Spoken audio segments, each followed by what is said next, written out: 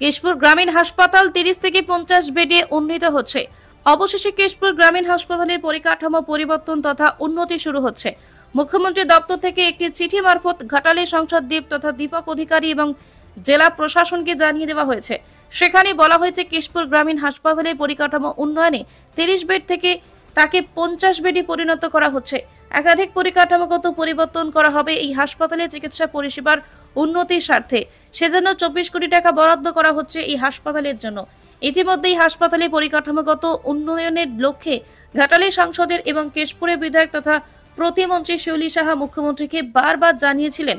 এই হাসপাতালে পরিকাঠামো উন্নয়নের দাবিতে আদিবাসী সংগঠনের পক্ষ থেকেও কয়েক মাস আগে বিক্ষোভ দেখানো হয়েছিল। অবশেষে সেই সমস্ত দিক খতিয়ে দেখে মুখ্যমন্ত্রী দপ্তর থেকে 24 কোটি টাকা বরাদ্দ করা হয়েছে এই উন্নতিকরণে। এতে কেশপুর ব্লক ও সংলগ্ন এলাকার লোকজনের চিকিৎসা পরিষেবা আরো ভালো হবে বলে মনে করছেন স্থানীয়রা।